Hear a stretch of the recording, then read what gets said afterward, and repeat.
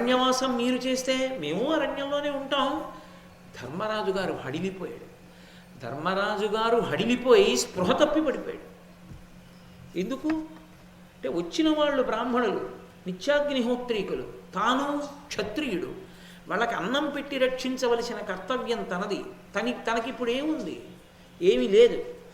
ఏమీ లేనివాడు ఇంతమందికి అన్నం ఎక్కడి నుంచి పెడతాడు? తాను అన్నం పెట్టని కారణం చేత ఆకలితో ఏ ఒక్కడైనా శరీరం వదిలేస్తే ఆ పాపం తన వంశాన్నంతటినీ కట్టి కుడిపేస్తుంది.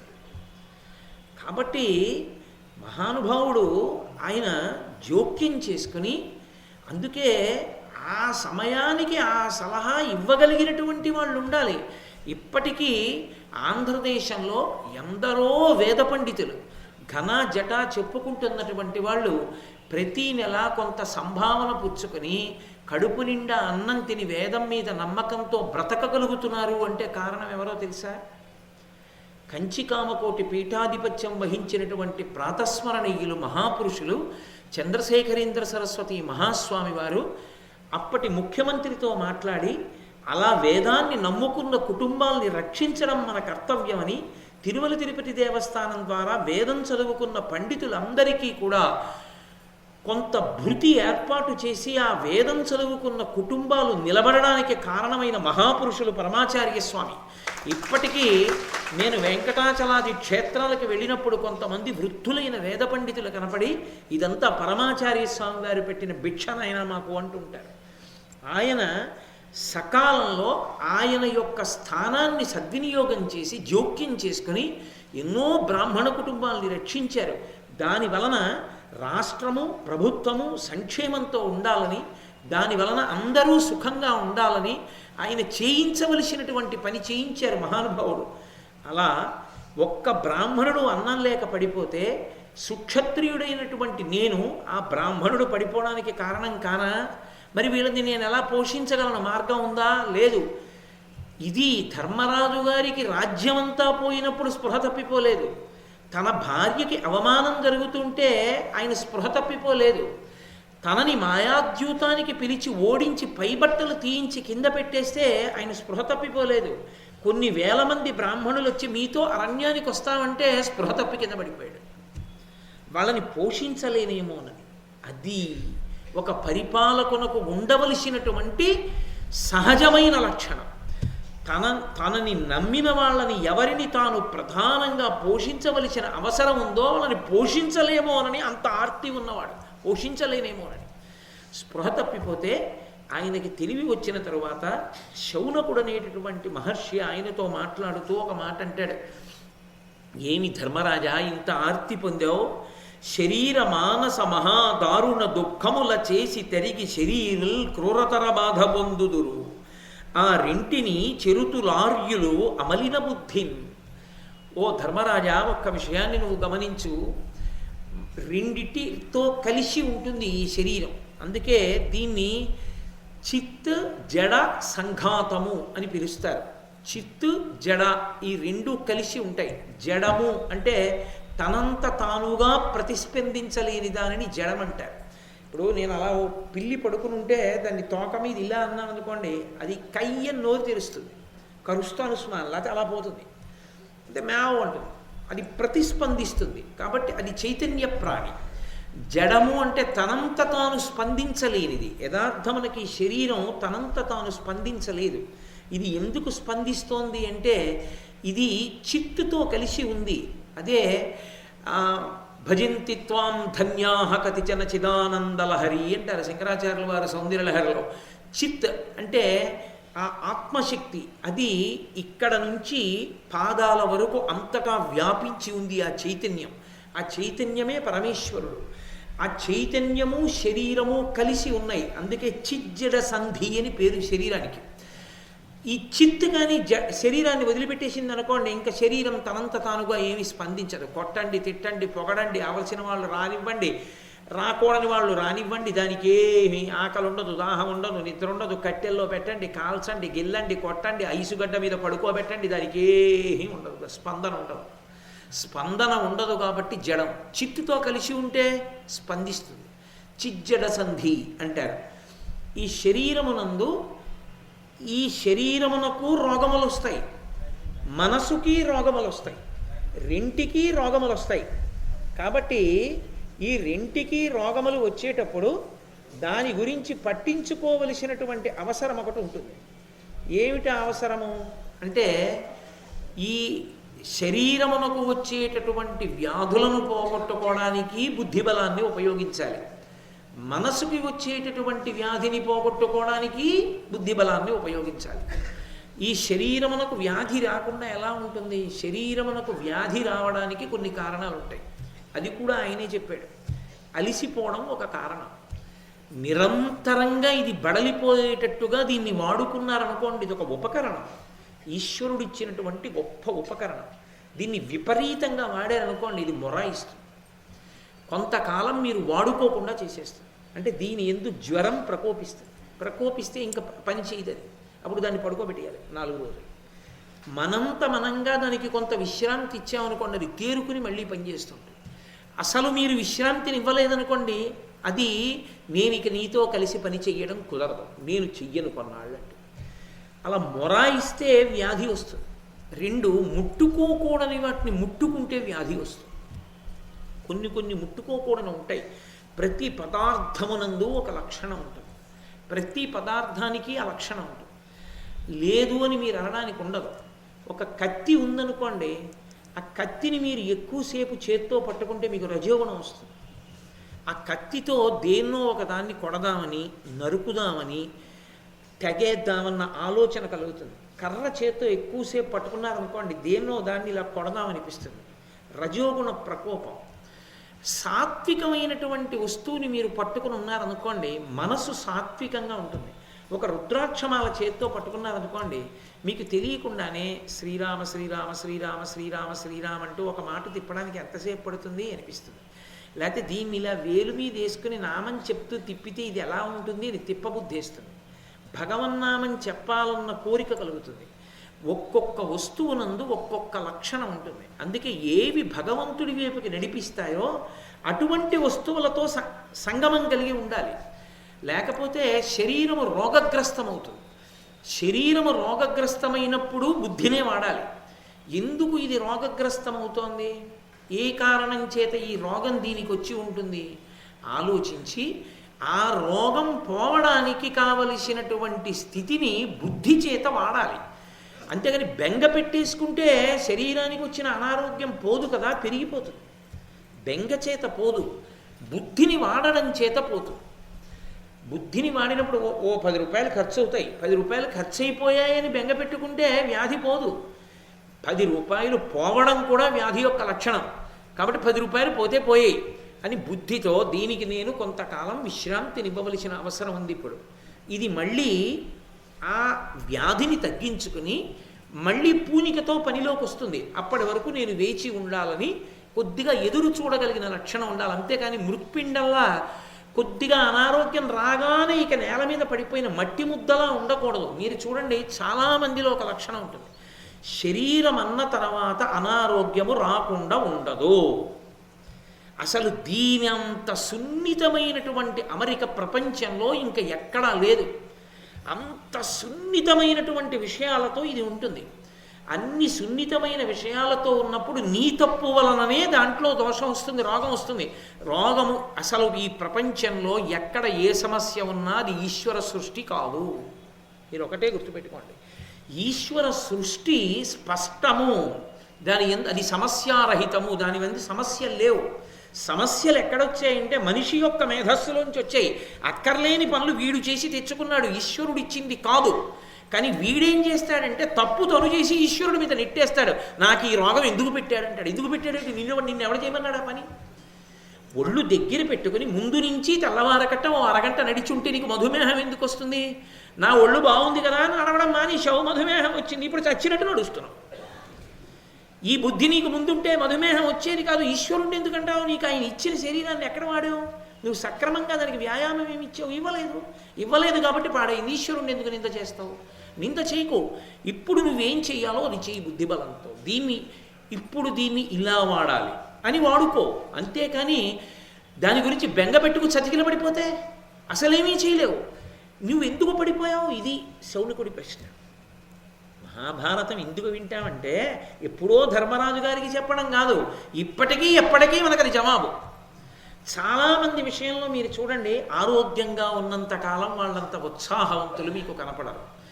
కించిత్ అనారోగ్యం రానివ్వండి, వాళ్ళంత చతికిల పడిపోయేవాళ్ళు ప్రపంచంలో వేరొకరు. రెండూ కూడా రెండు తీవ్రమైనటువంటి కోణాలు. అంత అత్యుత్సాహమూ పనికిరాదు, అంతటి నిరాశావాదమూ పనికిరాదు. అనారోగ్యం వచ్చింది శరీరానికి, అంత చతికిల పడిపోక్కర్లేదు. దానికి తగిన విశ్రాంతి దానికి ఇచ్చి జాగ్రత్తగా ఎదుర్కొనే ప్రయత్నం చెయ్యాలి. అది బుద్ధిమంతుడి లక్షణం. బుద్ధితో తట్టుకోవాలి. రెండు, మనసుకి కష్టం వస్తుంది. మనసు పైకి శరీరంలా కనపడదు, కానీ దానికో కష్టం వస్తుంది ఒకప్పుడు. ఏదో నువ్వు అనుకోనటువంటి సంఘటనలు కొన్ని జరుగుతాయి. 365 రోజులు మనం బ్రతికినన్నాళ్ళు ఒకేలా బ్రతకడం ఎప్పుడూ సాధ్యం కాదు. ఒకప్పుడు నీ ఇంటికి వచ్చిన వాళ్ళందరికీ తలుపు తీసి నువ్వు మాట్లాడావు. ఓ 4 నెలలు నీ ఇంటికి ఎవరిని రాకుండా ఉంచవలసిన సందర్భం కూడా నీకు రావచ్చు. ఒకప్పుడు నువ్వు చతికిలబడిపోక్కర్లేదు. దానికి నీకు వచ్చిన దానిని ఎందుకు వచ్చిందో, అది ఎంత మంగళప్రదమో ఎంత శుభప్రదమో, నీకు అది ఎంత కర్తవ్యతానిష్టతో కూడుకున్నదో చూసుకుని నువ్వు సంతోషంగా ఇంకొక ప్రత్యామ్నాయాన్ని ఏర్పాటు చేసుకోవాలంతే. తప్ప ఏదో మనసుకు చిన్న కష్టం వస్తుందో, కష్టం అనేటటువంటిది మనసుకి శరీరం అంతా బాగుంది, ఆరోగ్యం బాగుంది, రక్తపోటు లేదు, ఏమీ లేదు, కానీ మనసు బాధపడే సంఘటన ఏదో జరిగింది. ఏదో జేబులో పెట్టుకున్న పరుసు దేవాలయంలో కొట్టేశాడు ఎవరో. అరే, దేవాలయంలో పరుసు పోయిందిరా, బాధపడింది, మనసు బాధపడింది. వెంటనే బుద్ధి చేత నువ్వు ఆలోచన చేస్తే నీకో సంతోషం కలుగుతుంది.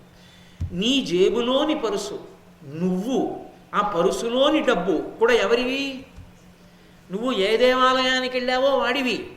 నీకే 2 కొడుకులు ఉన్నారు. ఓ కొడుకు దగ్గర 10,000 ఉంది, ఓ కొడుకు దగ్గర 2,000 ఉంది, నీ దగ్గర 5,000 ఉంది. 2,000 రూపాయలున్న కొడుక్కి 10,000 రూపాయలు అత్యవసరంగా కావలసి వచ్చింది. నువ్వు నీ దగ్గర 5,000 ఇచ్చి ఇంకెంత కావాలరా? 3,000 కావాలా? ఒరే పెద్దాడా ఇలారా, 3,000 వాడికి అన్నావు.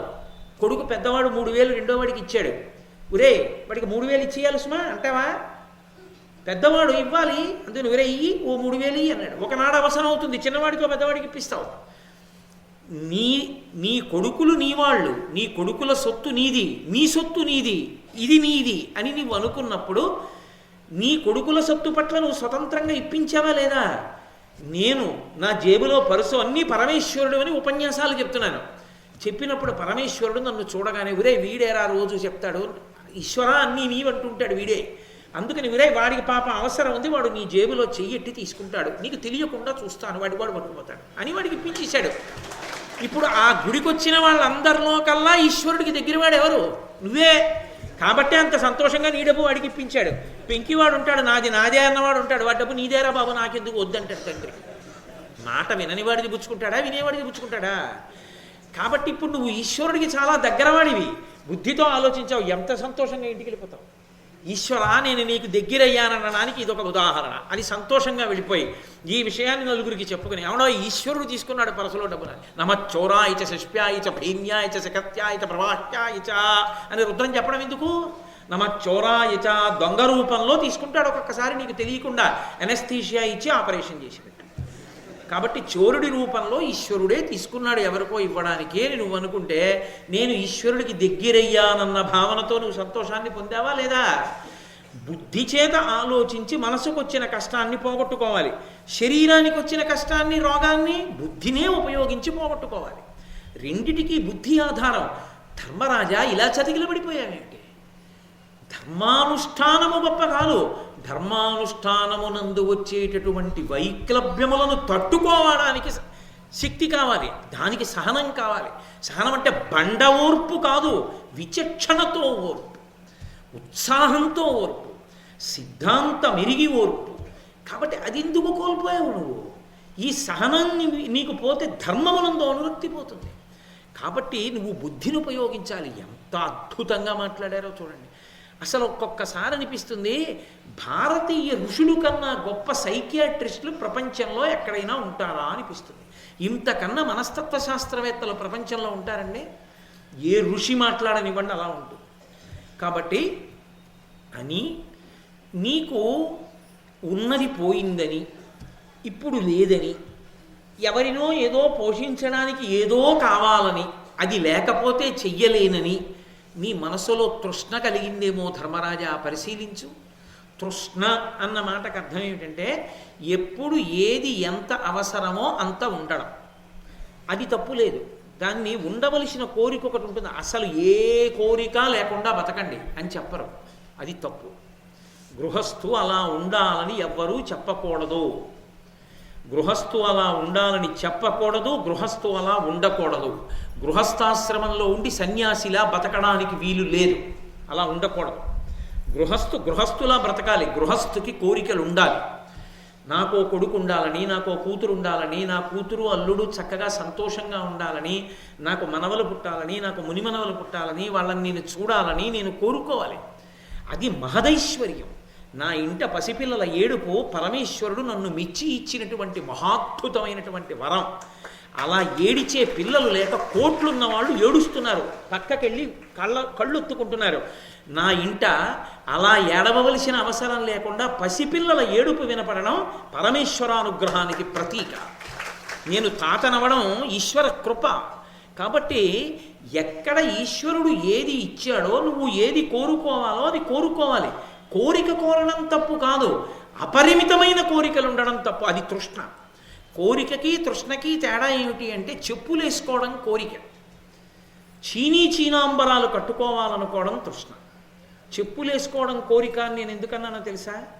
నా దగ్గర ఎంత డబ్బు ఉండనివ్వండి, నా పాదానికి సరిపడనంత మాత్రమే వేసుకుంటాను చెప్పు. నా దగ్గర డబ్బులు ఎక్కువ ఉన్నాయండి, బొత్తిగా అంత సైజు ఎందుకు, పెద్ద చెప్పులు ఇవ్వండి అని వేసుకుంటానా? వేసుకోను.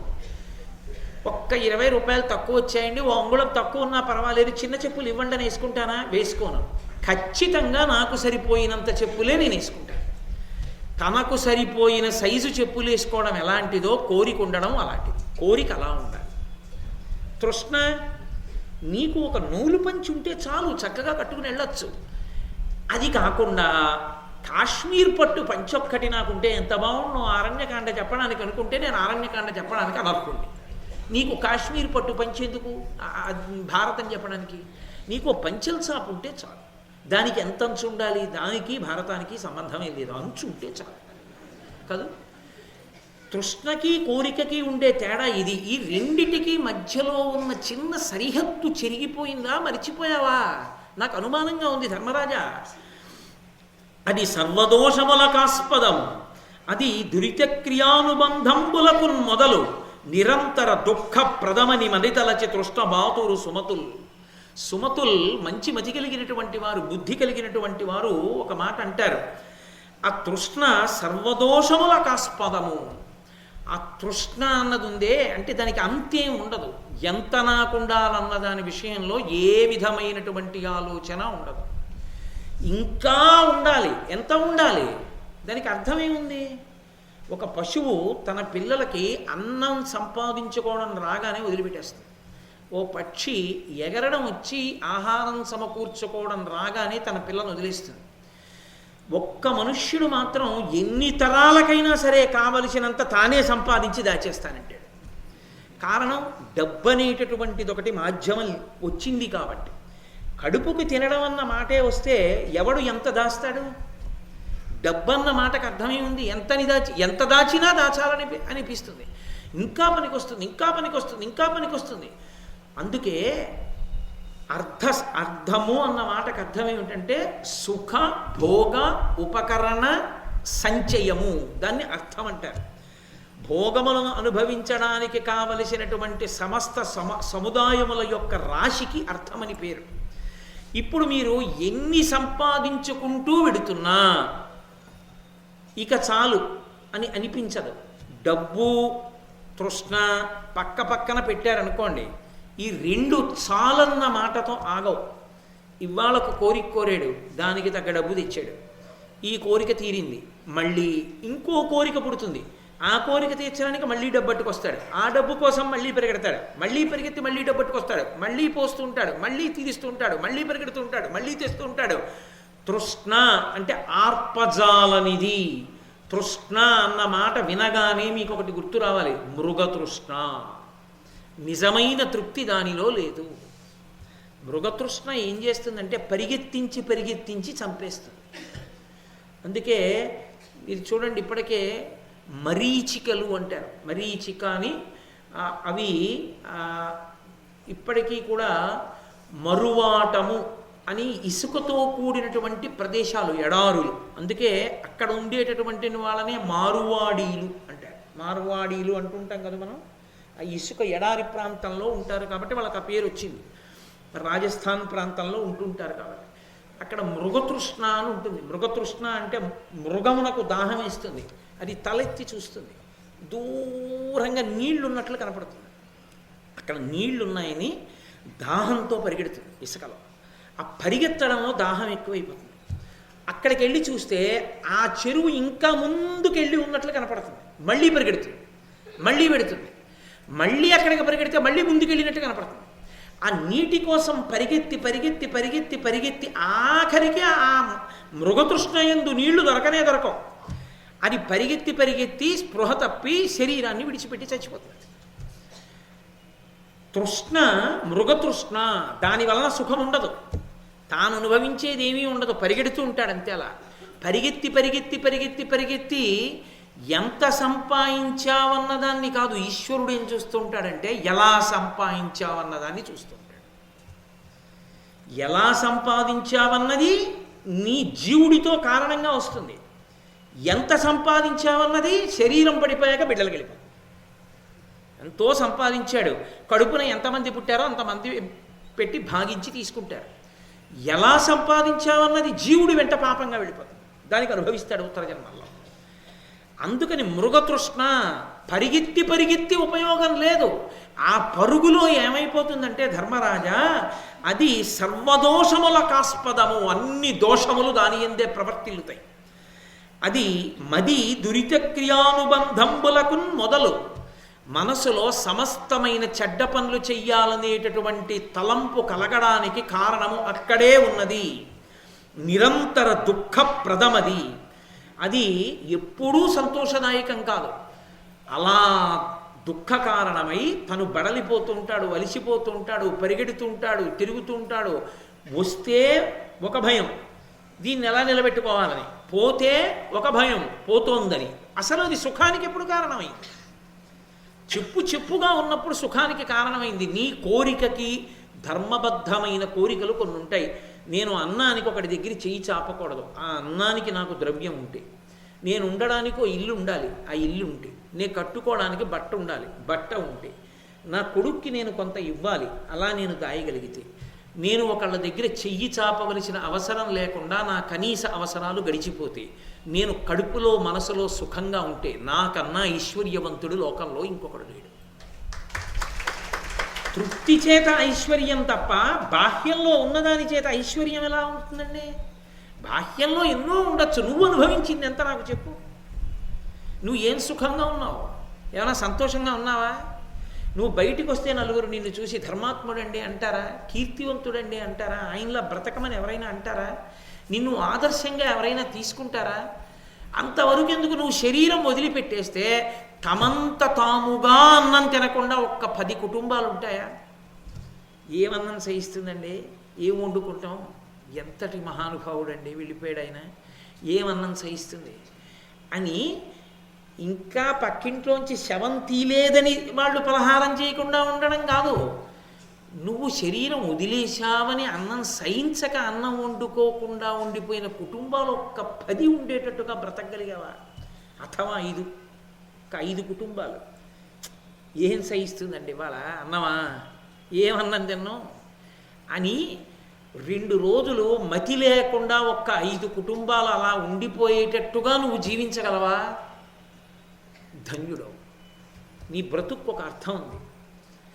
అలా లేదు. ఏ 60 ఏళ్ళు ఉన్నావా, 70 ఏళ్ళు ఉన్నావా, 80 ఏళ్ళు ఉన్నావా, ఏమిటి దానివల్ల ప్రయోజనం? ఏమిటి సాధించినట్టు? ఎవరి కొరకు బ్రతికినట్టు ఆ బ్రతుకు? ఏ ధర్మం ఆచరించినట్టు? ఎవరికి ఆదర్శవంతమైనట్టు తాను? కాబట్టి అది దుఃఖప్రదం. ఏదో సంతోషపడతాను అనుకుంటున్నాడు కానీ దుఃఖాన్ని అనుభవిస్తాడు ఆ తృష్ణతో ధర్మరాజా. కాబట్టి దుఃఖప్రదమని మదతలచి తృష్ణ బాతురు సుమతులు, అది మనసులోకి రాకూడదని తృష్ణ దగ్గరికి రానివ్వరు. ఎవరు మంచి బుద్ధి కలిగిన వాళ్ళు తృష్ణని దూరంగా పెడతారు. కోరిక ఉండడం తప్పు కాదు, కోరిక ఉండవచ్చు. కాబట్టి ఇవి విని ధర్మరాజు గారు అన్నాడు, ధనం వలన చాలా ఇబ్బందులు ఉన్నాయన్నాడు కదా శౌనకుడు. ఆకాశంలో ఎగిరే పక్షులు, భూమి మీద ఉన్న జంతువులు కూడా దేని వంక చూస్తూ ఉంటాయంటే మాంసం కోసం చూస్తూ ఉంటాయి. అది చాలా పెద్ద మాట సుమండి. మీరు జాగ్రత్తగా పసిగడితే మీరు అసలు ఆ ఒక్క మాట చాలు జుగుప్స కలగడానికి. ఆకాశంలో గ్రద్ద ఎగురుతూ ఉంటుంది, దాని చూపు మాంసాన్ని చూస్తూ ఉంటుంది.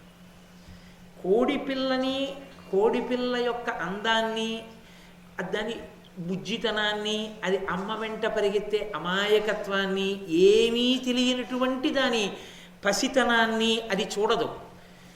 దాన్ని ముక్కుతో కొట్టి చీరేసి ఆ మాంసం తినేయడం ఎంత తేలికో. ఇంత మాంసం ఉంటుంది, ముద్దగా గుజ్జు మాంసం, లేత మాంసం ఎంత బాగుంటుందో. దీన్ని తినాలని గ్రద్ద చూస్తుంది. అక్కడే పెడుతున్న కుక్కకి దానిలో మాంసమే కనపడుతుంది, పిల్లికి దానిలో మాంసమే కనపడుతుంది. ఇంకొక 6 నెలల్లో ఇది పెద్దదైతే వర్షాకాలం వచ్చేటప్పటికీ అని యజమానికి దానిలోని మాంసమే కనపడుతుంది. ప్రతివాడికి దానిలోని మాంసమే కనపడుతోంది. అది తింటోంది, తిరుగుతోంది. దాని కాళ్ళతో పెంటపోగుని ఇలా ఇలా దులిపి పురుగులు తిని మాంసం పెంచుకుంటోంది. ఎవరి కోసం? ఆ కుక్క ఎత్తుకుపోతుందో, ఆ పిల్లి ఎత్తుకుపోతుందో, యజమాని తింటాడో, లేకపోతే అదిగో గ్రద్ద ఎత్తుకుపోతుందో. కనపడ్డ వాటన్నిటికీ దానిలోని మాంసం కనబడినట్టు డబ్బున్న ప్రతివాడికున్న డబ్బే కనబడుతుంది చూసే వాళ్ళందరికీ. దాన్ని తిందామని చూస్తారు. ఎవడో ఎక్కడో ఉంటాడు ధర్మాత్ముడు, వాడికి ఒక్కడికే దక్కర్లేదు తప్ప. డబ్బుండి సుఖపడతాననుకుంటున్నావేమో, అది దానికోసమే చూస్తారు, వాడి గురించి కాదు. ఆ డబ్బు కావాలి. అందుకని డబ్బు దుఃఖహేతువు. ధనం లేదు, ధనం లేదు, ధనం లేదంటావేం ధర్మరాజా? ధనం లేదని ఏడుస్తావేంటి? తప్ప ఆ మాట రాకూడదు. ధర్మానికి ధనానికి సంబంధం లేదు, ధర్మము కాపాడుతుంది. ధనం లేదంటావే? అమ్మో, ఎంత పెద్ద మాట వాడాడండి మహానుభావుడు. అసలు సుఖంగా ఉండడానికి హేతువేది? ధర్మమే. కాబట్టి ధర్మబద్ధమైన ధనము కూడా ధర్మముతో సమానమే. కాబట్టి దాని గురించి బెంగ పెట్టుకోకని చెప్తే ధర్మరాజు గారు అన్నాడు, నేను డబ్బు లేదని బెంగ పెట్టుకోలేదయా, నా ధర్మం పోతోందనే నేను బెంగ పెట్టుకుంటున్నాను. ఎందుకు పోతుంది నా ధర్మం అంటావా? అర్ధలాభాపేచ్ఛ నాకెన్నండు లేదు. మహీసురాగ్రగణ్యుల నచ్చుగ్ర కాననాంతరమున ఎవ్విధంబున భరియుంతు నొక్కొయని ఇప్పుడు వగచద. అనవద్య గుణయుక్తి అనగా మా ఎట్టి గృహస్థ తతికి పోష్యుల నెయ్యడ బ్రోవక యుండను విప్రుల అతిథుల హృదయ పుచ్చజనునే నిజ ధనంబు సంవిభాగించి ఈవలయు సాధురక్షవలయజేయ అభిమతాశ్రమంబులందు గృహస్థాశ్రమంబకాద యుత్తమంబు వినగా. నేను ఎందుకు బాధపడుతున్నానో తెలుసా శౌనక? నేనేదో సుఖపడడానికి డబ్బు లేదు, నేను సంతోషాలు అనుభవించడానికి డబ్బు లేదని నేను ఏడవట్లేదు. నేను ఏ ఆశ్రమంలో ఉన్నానో ఆ ఆశ్రమానికి సంబంధించిన ధర్మం పోతోందని ఏడుస్తున్నాను. ఎందుకని? ధర్మము రెండిటిని ఆశ్రయించి ఉంటుంది. వర్ణము, ఆశ్రమము. వర్ణాశ్రమ ధర్మాలు అంటారు. అందుకే ఏ వర్ణము వారికి ఆ ధర్మం ఉంటుంది. మీరు ఒక్క విషయం బాగా జ్ఞాపకం పెట్టుకోవాలి. పరమేశ్వరుడు ఇన్ని వర్ణములను సృజించి కొన్ని వర్ణముల వారు నన్ను చేరడానికి వీలు లేదని తలుపులు మూయలేదు. ఏ వర్ణము వారు ఆ వర్ణధర్మాన్ని పోషిస్తే వాళ్ళందరూ ఇంద్రసభలో ఉంటారన్న విషయం మీరు సభాపర్వంలో విన్నారా లేదా? అందరూ బ్రాహ్మణులైతేనే తరిస్తారని ఎక్కడా పరమేశ్వరుడు చెప్పలేదు.